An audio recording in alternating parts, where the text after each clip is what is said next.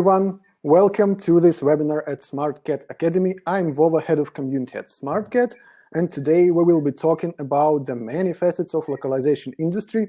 Today with me is Sarita Desai from India currently, right? Hi, Sarita. Yes. Hi, Vova.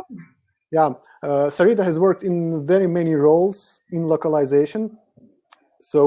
And she wrote about it on the web, so we thought it would be a great idea to invite her to share her experiences with you guys, because many of you as translators might feel a bit lonely and in the need of some other profession to combine with freelancing. Not all of us, of course. So let's see what the localization industry has to offer for us. Just before we proceed to the talking, we are doing this on Crowdcast, also on our community forums and on YouTube. The best place to watch it is Crowdcast. Wherever you are watching, there is a link leading to Crowdcast, so please click it because you will be able to chat, to answer polls, to ask your questions, and so on. If you feel like you want to ask any question to Sarita, just click Ask a Question to the left, and we will get to them in the end of the webinar. So, Sarita, hi once again. Welcome here. Thanks for coming. Tell us a few words about yourself and what we will be talking about today. Sure. So, hi everyone, and thank you for joining this webinar on the many facets of localization. So, I'll be walking through a PPT that I prepared, and I hope you guys have fun as much as I had fun putting it up. So, I think I'll just share my screen right now. Yep, you can share the screen because it's not shared right now. Just let me know once you can see it. Also, while Sarita is opening the screen, I will say that we have a backup link today on GoToWebinar. In case we have problems like we had the last time, we can switch to GoToWebinar quickly. Luckily, at the moment, everything seems to be going smoothly, but just in case, the link is in the upper part of the chat if you scroll up all the way. So that's all. Sarita, please go ahead. All right. So you're able to see my screen? Yep. Okay, great. Okay, so what I want to cover today is there's a brief introduction. Then I want to talk a bit about localization and why it's important to localize. And then I'll kind of walk you through my journey into localization and the different roles that I had in the localization industry, and explain what it's all about, what is the skill set you need to have, what are the challenges, the benefits, what you can learn in each of those roles. And I'll also get into more details about different kind of roles that you have in the localization industry. And at the end, of course, we'll have a time for Q&A. Okay, so in this slide, I have these 4 pictures, and they're actually all advertising the same product, which is Coke, but they're all very different because they're all targeting very different countries. So, Bob, I wanted to ask you, like the first picture on the left, on the top left, which country do you think this is from? Well, seems like, type in the chat, guys. I guess the upper left one is easy to yes, guess. It is. You should have like blurred the labels. Okay. Although I'm not sure about the lower left one. And is it Taylor Swift there? I can't say. You have to guess. So which is the first country on the top left? Yeah, Gabriela says Japan. Is that correct? Correct. Yes, 100% correct. Yeah, he just looks like a samurai, and he kind of represents that image of that strong cultural foundation that the Japanese culture has. And what about the one below? Which country do you think that one? Let me, maybe if no one broaches this. France, maybe? Yes. No, it is Taylor Swift. So that's easy to guess now. Okay. So it is Taylor Swift. So then I guess it's the US? Exactly, it's the USA. So yeah, I think the Americans have this very strong sense of self-independence, and they really respect and value individual autonomy and self-determination. I think she really represents that. And what about the one on the yeah. And what about the one on the top right? Write in the chat, guys. We will wait. India Okay. says Becky. Hi, Becky. Yes, 100, very good. Yes, that's correct. So they are two very famous Bollywood actors. And I think it really represents, it's very colorful, vibrant, and I don't know, it just shows a lot of happiness, which is what India is all about.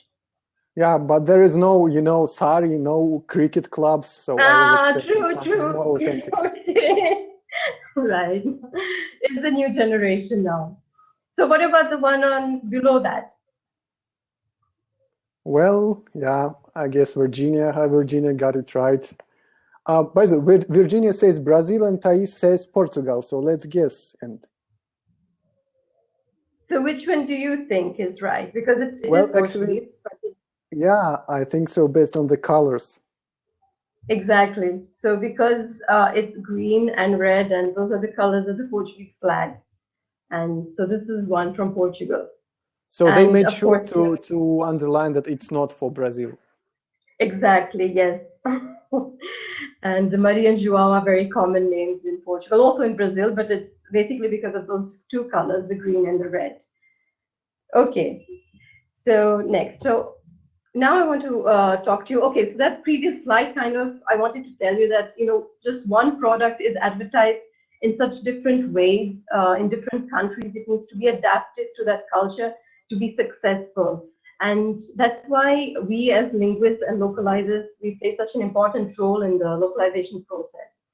What exactly is localization? So it goes beyond just translating the content. So there's a part which is, yes, we do translate the content, but we also convert, the whatever is there to the local requirement, like numbers. So number formatting is different from country to country. The decimal separator and thousand separator depends on which country we're localizing. The date as well depends, the date format. Time as well, some countries adopt the 12-hour system, some countries the 24-hour system. So we need to adapt to that. It doesn't seem like the most exciting job to be changing numerals and date formats. It is. Wait, I'll still come to the interesting part. And Okay. you also need to convert, to the local currencies and unit of measures. Of course, some countries adopt the metric system, some adopt the imperial system. And the graphics, which is exactly what you saw in the previous slide, you need to adapt the graphics to the target market. Another very important aspect is adapting your design and layout to fit the translated text. So here what I mean is, for instance, when you're translating from English to European languages, in general, your text is going to expand by 30%. So you need to always take that into account. When you, for instance, translate from English to Thai language, your text actually expands vertically. So you need to make proper arrangements for that. Have you taken that into account or not? So a lot of aspects that need to be taken into account into localization. And what is it that we can localize? So we can localize websites, we can localize software applications, apps, technical documentation, online health, e-commerce portals, and games, and which is everyone's favorite, and many other things. Okay, so coming now to the importance of localization. Why is it so important to localize? So the studies show that people actually prefer to read information in their native language, even if they are bilingual. Like, for instance, I consider myself bilingual because my mother tongue is Portuguese, but I'm very comfortable with English, as comfortable as I am with Portuguese. But given a chance, if I have a site which is in Portuguese version or an English version, I would prefer to read it in Portuguese. Like if I have a book and it's in Portuguese or English, I will always be attracted to the Portuguese one. So people are always inclined to buy products or services that appear to be created specifically for them within their culture.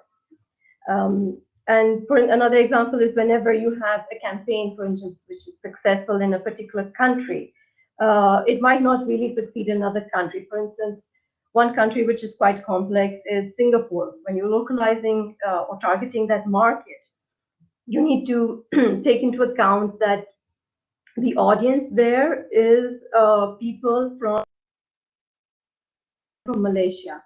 So you need to keep a check on all these different religions and beliefs and be very careful what you market and how you market it. So why do companies, why do people go for localization? So I just given the main reasons to go global. They want to increase their revenues, the company revenues. If they want to cater to their local clients or increase their market share, also create brand awareness for the product or for their service, and increase customer satisfaction. So these are the main reasons why people want to localize.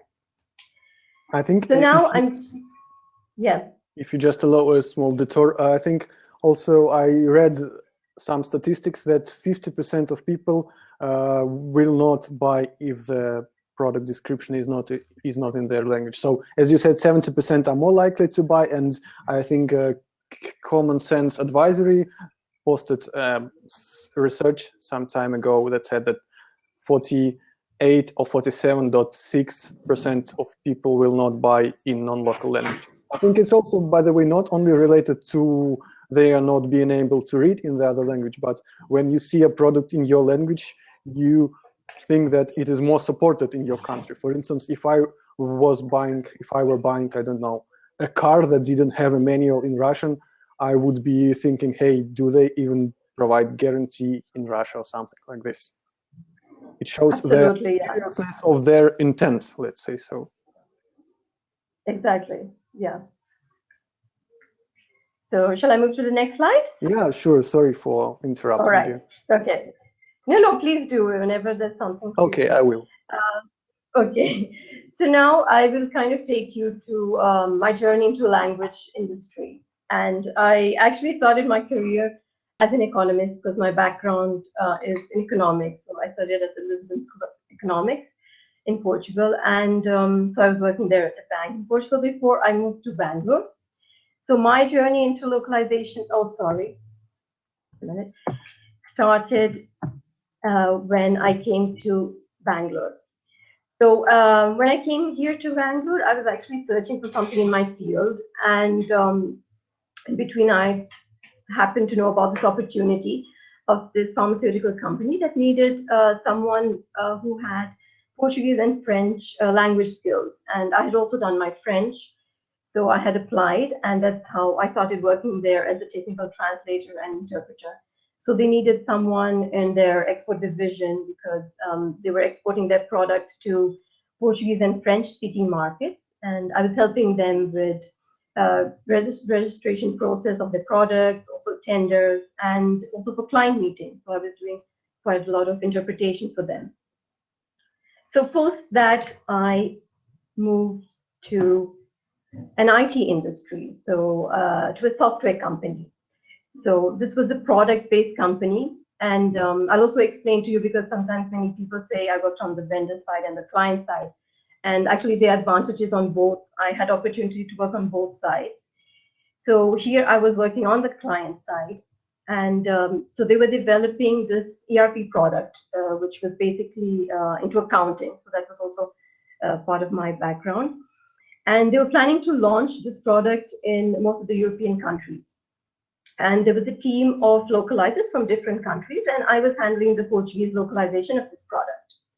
So it was very interesting. We were localizing the user interface, the manuals, the online help, and other things. And so this was the place where I actually learned STL travels. And I think the advantage that you have when you work in a software in an IT industry is that you get to learn a lot of applications. And I also learned Adobe FrameMaker because the manuals were going to be published there. And I also learned RoboHelp because the online help would also be published in that. So now getting to the advantages, as I was telling you, what are the advantages of a person working on the client side and in a product-based company? So when you work in a product-based company, you will actually be aware of the complete life cycle of product from end to end, right from the beginning till the product is launched. And I think many of you will relate now to what I'm going to say. There are always a lot of challenges as linguists that we have when we are localizing. Like for instance, the biggest challenge we have is strings, and when we don't have context, it becomes very difficult. So when we were actually, an example that I can give is when we were working there and since it was a software company, they actually developed their own tool for us to do the translation. It was almost like an Excel where they had the strings in English and we had to just localize it, translate it to the respective language. But the problem was that they were standalone terms. So there were terms like open. So how do you translate that? It can be open, a document, but it could also be an open document. So in Portuguese, it has 5 different translations. So which one is the correct translation? So that's when we would go to the developer and tell, and we put across our problems, because that happened with most European languages. We had to know what was the context. So then they did something very interesting in the tool itself. They created a link where if we clicked on a particular word where we didn't know the context, we would just have to go to that link and it would take us to the build and we would actually see it on the build and know that, okay, so this open means open a document. So we know that, okay, it's the infinitive of the verb and I know exactly how to translate this. Another, challenge that we used to have is when you have string length constraints, and I'm sure all of you know about like buttons. Like for instance, in English you have by, which is just 3 characters, but in Portuguese it's double the characters. So the text will just overlap. So the buttons need to be resized. So because you're working together, with the developers and also with the technical writers, because sometimes even the way they write might be ambiguous, and you can let them know about it. And the whole localization process happens very seamlessly when you're working on the client side. So that is a very big advantage. So, Vova, you want to ask me something? Or is No, there I any... was just thinking, if we were talking about this, I would ask what are the cons of such an approach, but perhaps you would go to this anyway. Yeah, sorry, I didn't hear the question. Can you repeat that? You said about the advantages of working on the client side. What are the disadvantages of this approach? Like costs, perhaps? What else? Disadvantages of working? No, I think it's very benefit if a linguist or even translator joins a product-based company. There's always a lot that you can learn. Yeah, of course, for the translator. I meant more like for the company. What are why companies, for the company. companies hire translators? Yes, exactly. Yes, because of cost purposes. Yes, they sometimes prefer to outsource it to an LSP because, it's completely related to that. And also because sometimes they feel that, okay, LXP is an expert in that, so let them handle that part.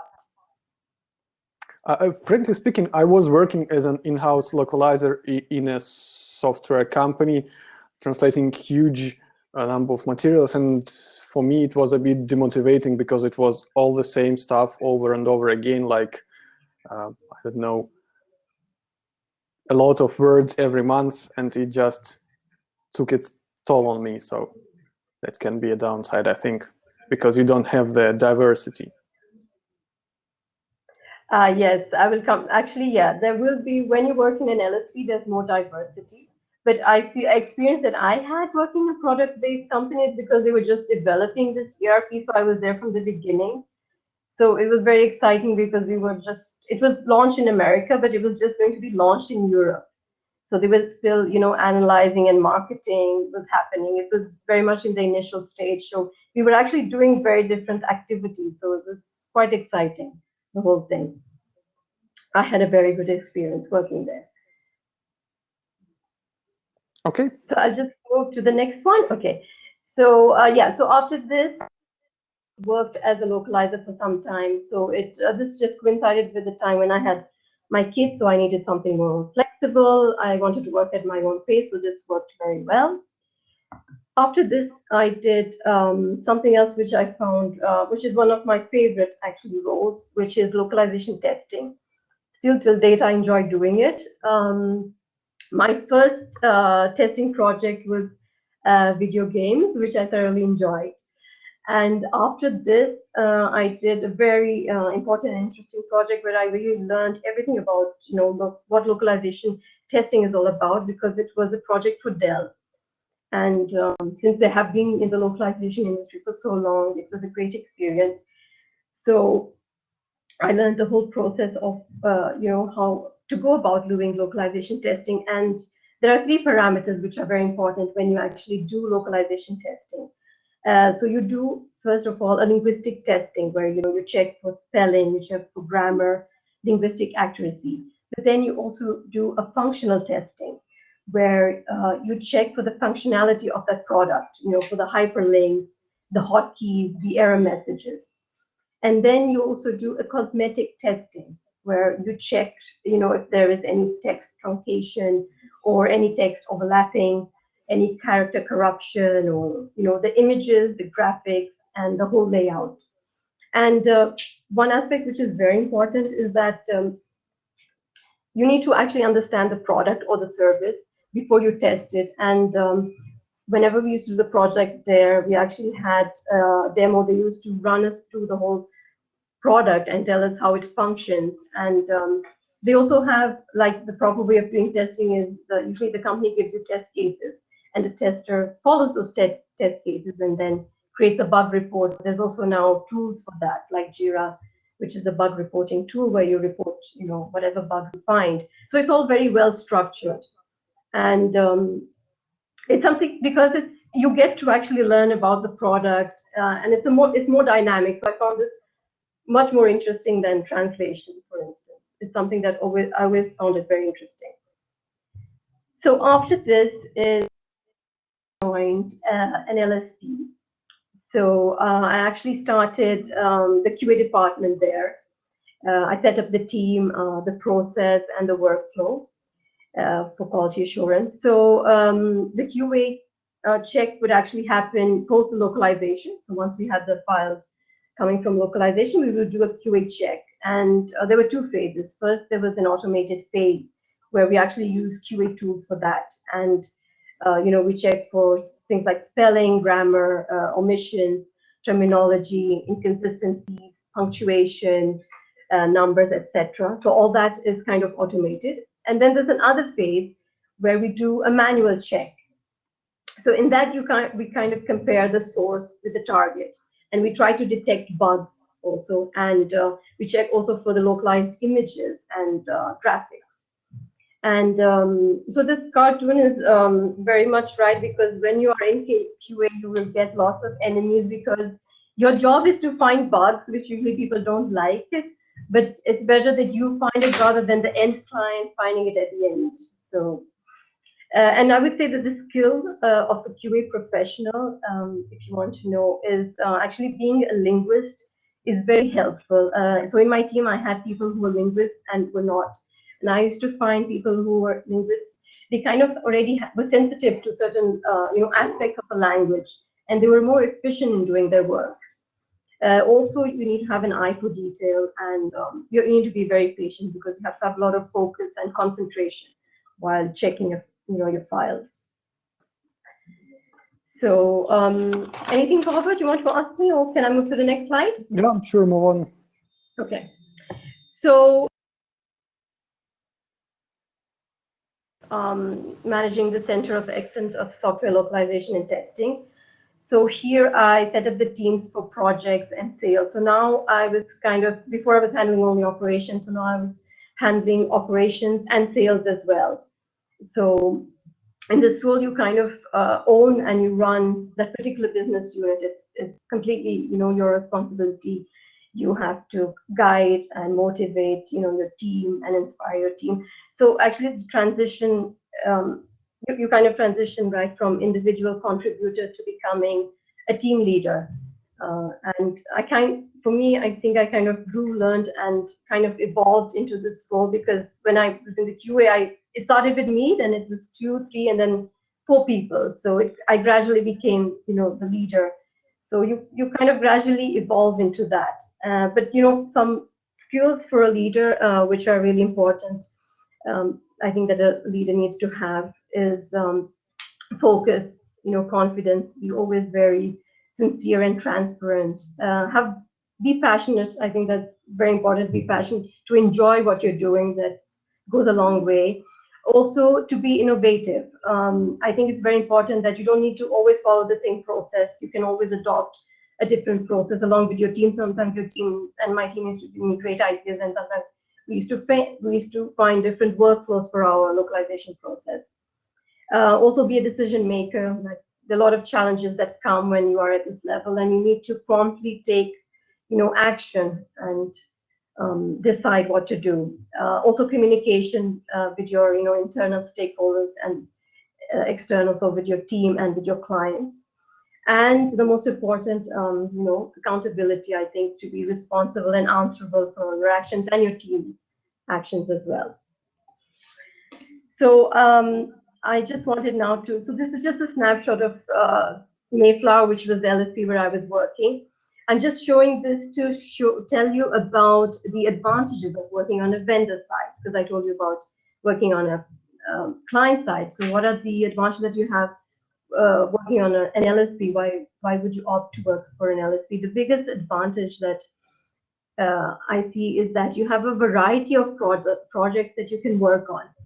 So you can work on document localization. So if you have a manual for translation, you can also work on software localization. So we had, for instance, the HR platform that had to be translated into European languages, and we localized it and we also tested it.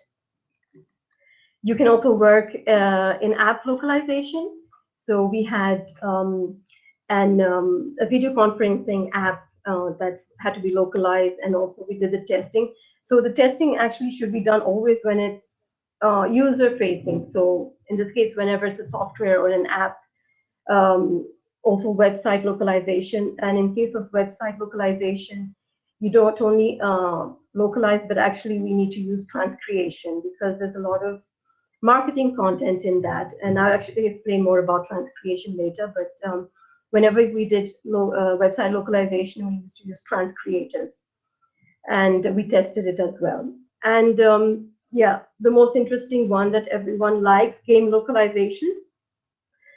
You get a chance also to work with that. And we had a very interesting project, which actually our end client was DreamWorks. And we got a chance to localize the School of Dragons and also the penguins of Madagascar. So that was a really very interesting project that all my project managers wanted and were fighting, because they all wanted to work on this project and no one wanted to work on document localization because it's not so interesting. So the other advantage that I see when you work in an LSP is that you have different, the different roles that you can take. Like, for instance, I was in QA, and then later on did also was more into the business side, because I was also into sales. I had also a lot of friends that did project management and then came into localization sales. So there are different roles that you can play when you are in an LSP. So I think there's more variety there. That's the advantage. So shall I move on, Paul, or do you want to ask me anything? I had a couple of questions, but I guess we can move on to them in the end when we go for the Q&A. Okay. Okay, so after this, and where I'm working right now is a company called NetSmart. So they are into the internet industry, and they are based in Germany. So they have two very interesting services. One of them is called Sportnik. It's actually a social media platform for sports professionals, like, for instance, football players and the coaches. They can come on that platform and discuss about matches or other things. So I think it's going to be a very big hit, but right now it's still in the very initial stage. The project we are working currently on is called GigaJob, which is the picture which I put here. The design looks pretty 2000-ish. Sorry, I couldn't hear. What did you say? The design looks pretty, old school. Yes. So this GigaJob is actually a global job portal, and it's available in 147 countries, and it's been localized into 38 languages. So it's very interesting. You can choose, which country you want to find a job in, or you can post your CVs also, and people can post job ads. And we have right now about 3.6 million users worldwide. So, okay, so now I will just talk to you a bit more about the roles. Of course, translator, interpreter, I think you all know it. Localization project manager. Okay, this is a very interesting role. What are the kind of skills you need to have? You need to be able to multitask. You also need to be able to handle stress. It is at times a bit stressful because the project manager needs to actually, coordinate with internal stakeholders and external stakeholders.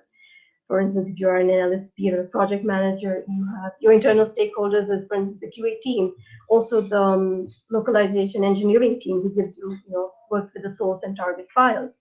So you have to be able to coordinate with them. External stakeholders in this case are the translators, so the freelance translators, you have to coordinate with them, and the client as well.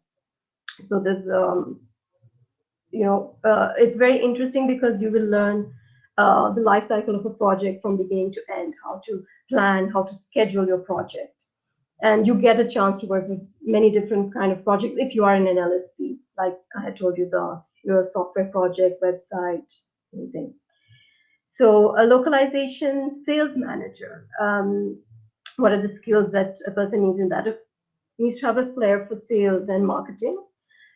Be result oriented, have very good client relationship skills, and also have good networking skills.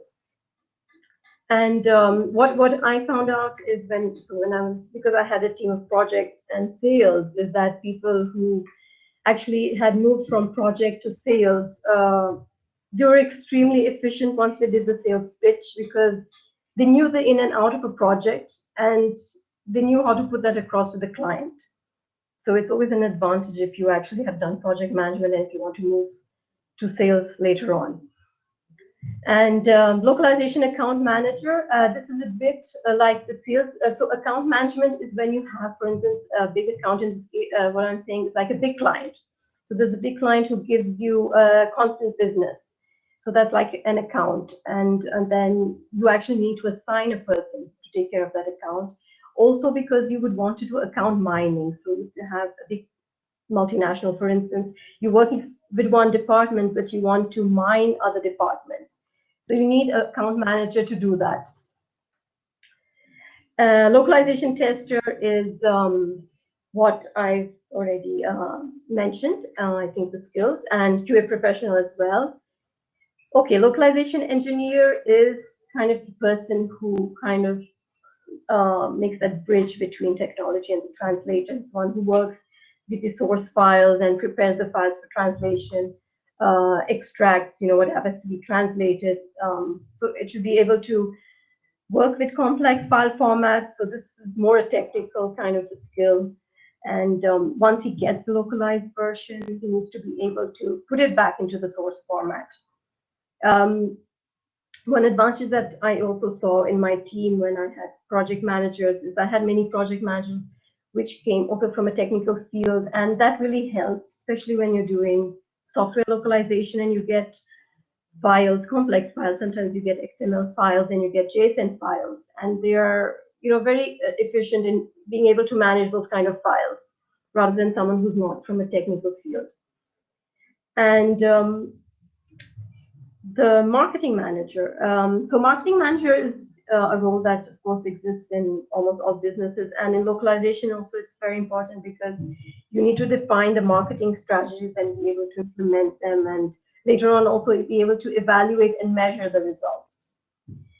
And coming to terminologist, for me this is one of the most important aspects of the localization process, the terminology, and many people are not aware of it. I remember many of my clients didn't even know what was a terminology list, and I think the terminology is what actually ensures high quality in a translation.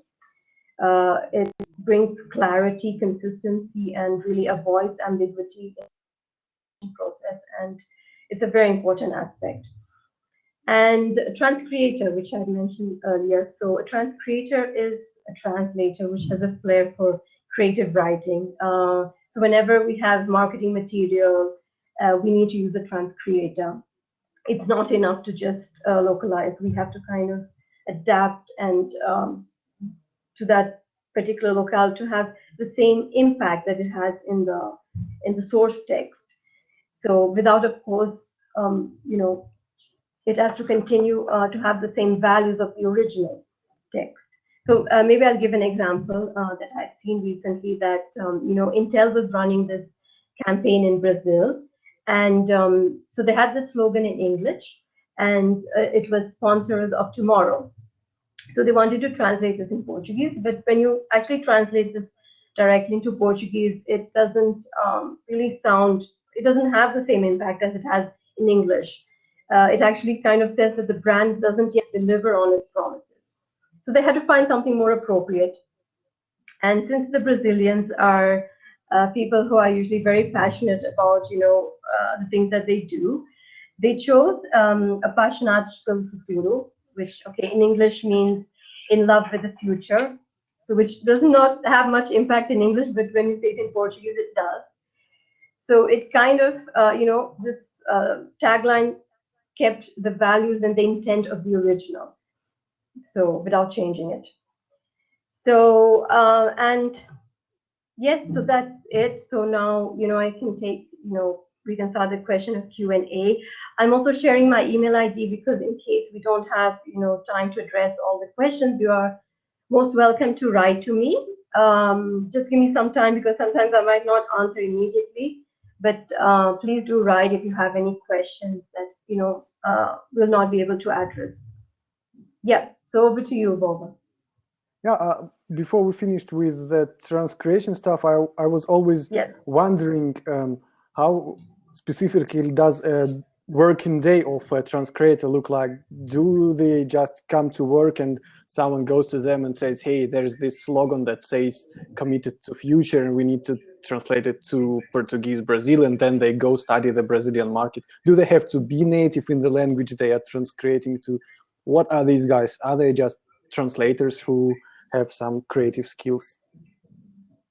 Ideally, there should be someone who understands the culture very well. I can give you an example of a project we had here, which was for a motorbike, and the slogan was in English, and actually it had to be localized in Indian languages, which is quite complex. So we had to localize in 22 Indian languages, and the Indian languages, I mean, from language to language, it's so different.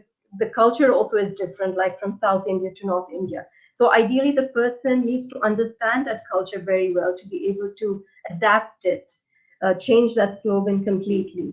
I don't think it's enough to be a translator. You need to have a flair for creative writing, and you need to understand the culture as well.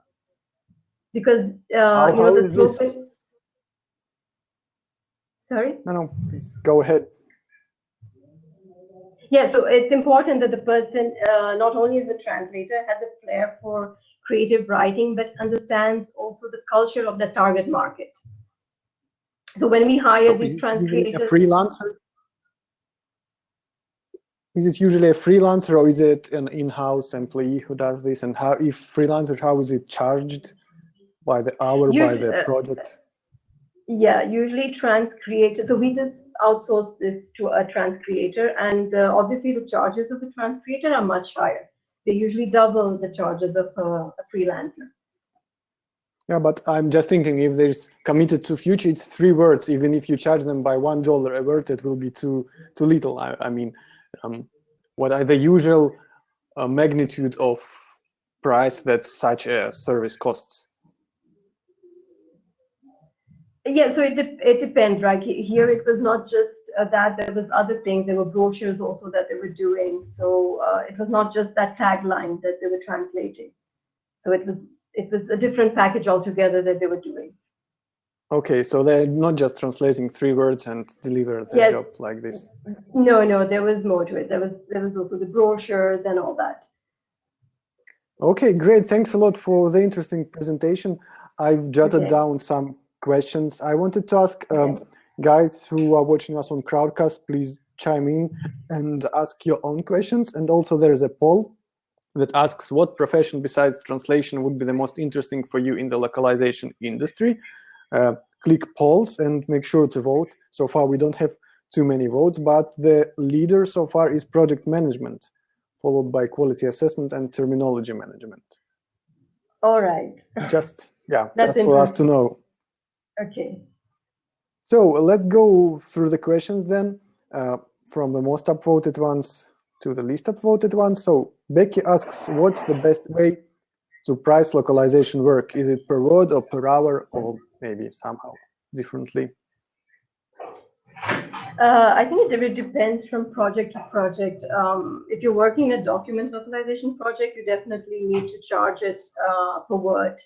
Um, you can actually, what we had is when we were doing software localization and app localization, because it's completely user faced, right? You should actually charge higher because it's your localization is very critical. It's different from a document localization. And per hour is when you're doing, for instance, a testing project. That definitely you need, and if you're doing a QA project also for them, like you're checking in terms of quality, that you can charge them per hour for that. Okay. Next one, it's from me actually. How do you set up an efficient customer software localization testing process as an LSP? I will explain because I also run with a few other great guys and girls, a small agency, and we do translate some software.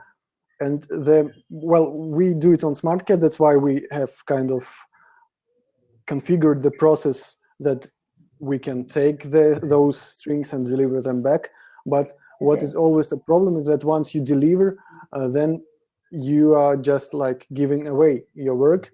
But sometimes it makes sense to test, as you said, the functional testing, the cosmetic testing. And this process is not usually very well set up because you are one company, the customer is another company, and there is no like seamless flow between you. So if you are an LSP, how do you manage to ensure the quality of software you localize? Yes, so definitely if it is a software that you're localizing, it has to be tested. There were cases when we had clients that also didn't want, that only wanted the localization, but we would explain to them what were the risks of launching, a product without even localizing it. So one example I can give you maybe was the app localization for the video conferencing tool that we did in 4 European languages. So we first localized it in these languages. Then what we did is they actually shared, so the translators were all native translators based out in their countries. And we wanted them to also test the project, but how will we do it? Because they're all in their country. So we spoke with the client, and what the client did is they were able to send them a link to the build where they could actually test it at their, wherever they were.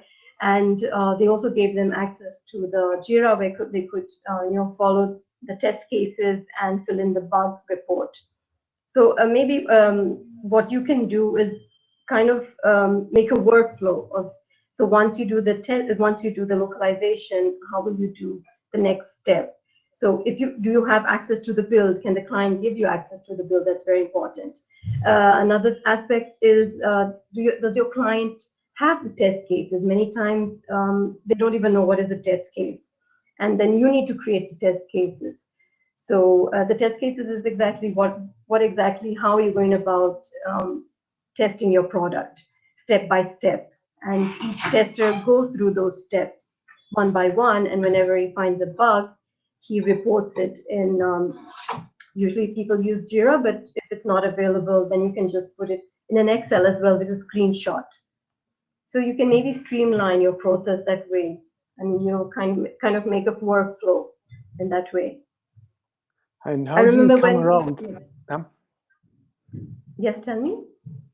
I was asking, how do you come around pricing this? Because usually when you set a price per word, you expect that you would deliver this work and you need to have some hourly rate. But when you are testing it afterwards, it can easily come hours of work additionally. So do you try to embed this price in the per word price, or do you charge it additionally per hour or otherwise? Additionally, so the localization is priced at one specific rate, usually it's per word, and the testing is always per hour, so that's additional. The testing is always additional charges, yes. And that's always an hourly rate. Okay, thanks. That will be very useful for me. So the next question also for me, actually all the next questions except the one from Becky are from me, but they were upvoted, so I can hope they are interesting not only for me. The question is, how do you stop micromanaging when running a localization team? If specifically for localization, if you are translating, if they are translating to your language, how do you stop being a watchdog that corrects every spelling error and go to another level, like really managing and not doing everything by yourself? That's a very good question, and I think that's also one of the challenges I had when I, did the transition from individual contributor to leading a team. I think you kind of just it naturally comes to you that you need to just let go and trust the people who you work with, and actually, if you kind of give them the responsibility, tell them that you work on this and you give me back an absolutely flawless work, they will do it. Okay. By the way, I didn't ask it, but it came to my mind just now. Okay. How do you trust people who translate to languages you do not understand? So as an LSP, you are like committing yourself to the greatest quality, and then you get some text in a language you do not speak. So how do you overcome this uncertainty? Okay, so there's actually a big process of recruiting, working with freelance translators in LSP. It actually does follow a process, a long process. So we don't work just with anyone. We first take samples, we evaluate those samples. So we have for each language someone who's already an expert, and we send those samples across to that person. And only once it's approved and we know and we're confident that that person is good in that particular field is when we go ahead with it. So, and we, yes. No, please speak. You haven't finished yet. Yeah, so it's actually a long process. So of knowing and identifying who is the right translator for that job. And the translators that we were working with were already translators that were working with us for quite some time. So there was already a level of trust between us. And when you do not, well, you have to start somewhere. So do you like assign editors, proofreaders after them to, I don't know, to trust them in the end? Yes, exactly. So whenever we had to, there are times when your translator, your favorite translator is just not available, and that project has a deadline. You need to give it to someone that maybe you have not worked with, but you've seen the sample and it was good. So what we do then is we kind of give it to a proofreader once we get the localized version and get that person's approval before we send it out to the client. So we just introduce one more step of proofreading and just checking, making sure that yes, it's an absolutely flawless translation. And speaking of favorite translators, how many usually there are? Okay, assume you are a big LSP. How many favorite translators per pair do you have? Like, is it no? Of course, not specific number, but is it a few dozens, few hundreds? I don't know. Okay, that's a very interesting question. I should ask share some secrets with us. I mean, I think I should ask my ex-project managers because I didn't really work directly with translators. Okay, yeah. Well, maybe you then can come back with the answer later and we will publish. Because, yeah, I wonder every time, because as you grow, you need to have more translators. And if say one translator can reliably take 1,000 words per day, of course they can take more, but they can have other projects that are not for you. So you must somehow envisage this. So I was just wondering, if you grow really big, how many people you need to have in close contact? Because, for instance, in SmartCat, you have lots of freelancers that are at your fingertips, but I always try to get in personal contact with the person, like chatting with them, adding them on Skype, I don't know, because otherwise it feels like a bit a black box, a Schrodinger's cat. You never know what to expect, even if all the other credentials seem like worthwhile. Right, yeah, I understand that point. Okay, let's go to the next one. Becky asks, do you have any suggestions as to how to find direct clients? And then the difficulty is that many don't even know that what localization is. And how do you actually sell localization? All right. Okay, so I would say to find direct clients, maybe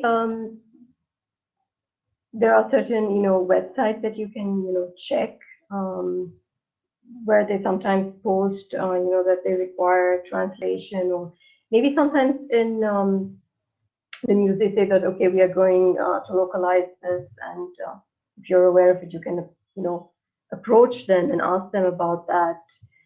It's always difficult, I feel, because now with the LSPs coming in, it's always usually through, I mean, a company rather works maybe with an LSP because they can kind of handle, everything at one shot, all the languages.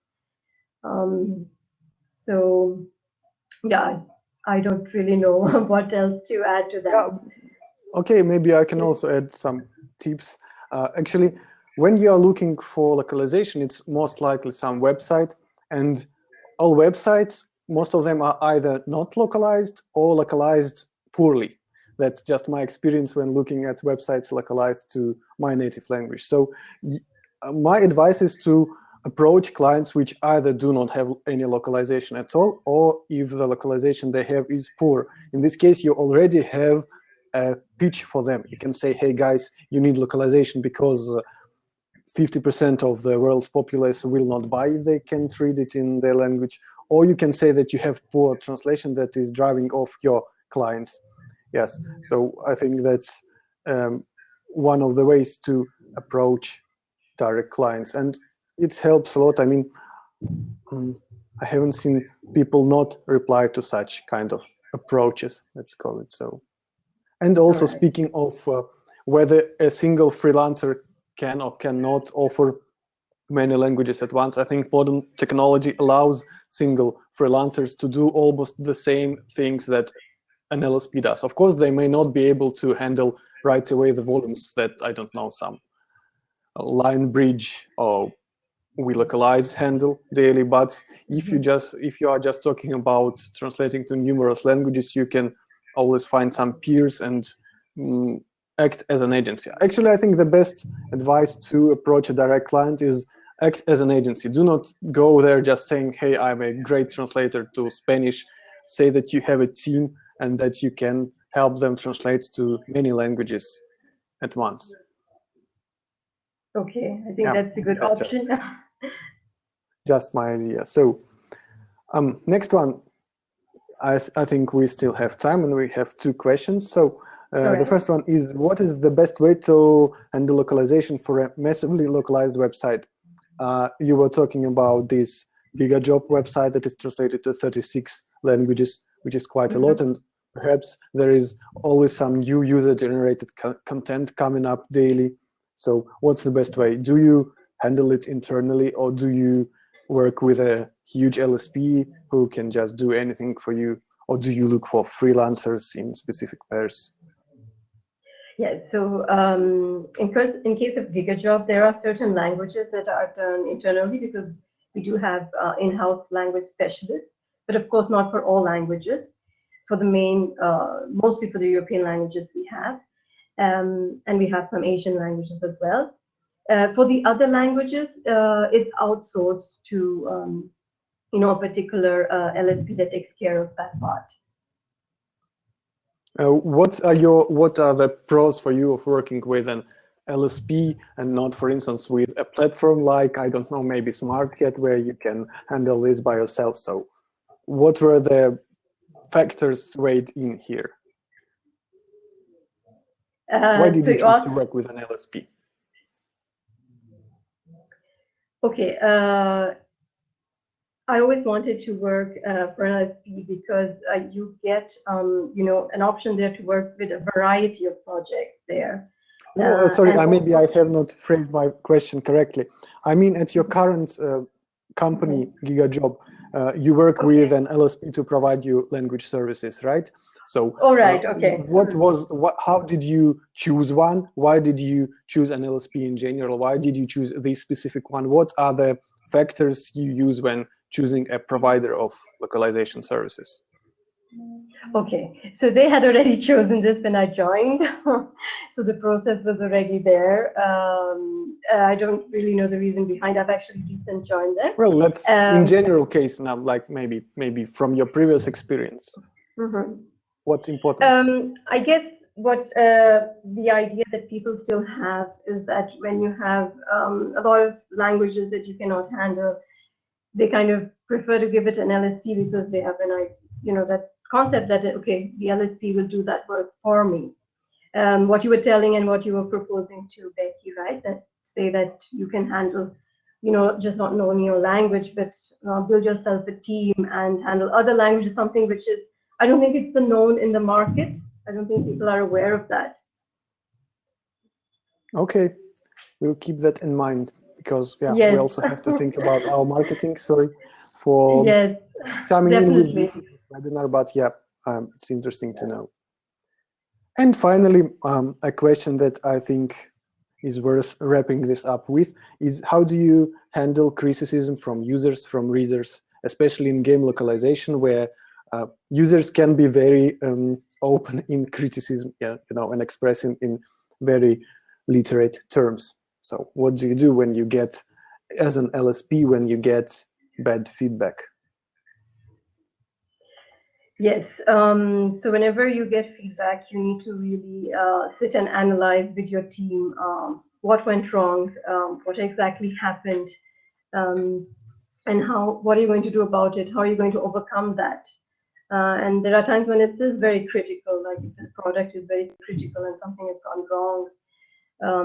I remember there was once we were doing this game. I don't know if it was the Penguins of Madagascar, and there was some particular tag that we missed, and the game crashed. That was something really critical. So it was a very critical situation. It happened at 10 o'clock in the night. So you just need to immediately, put things right.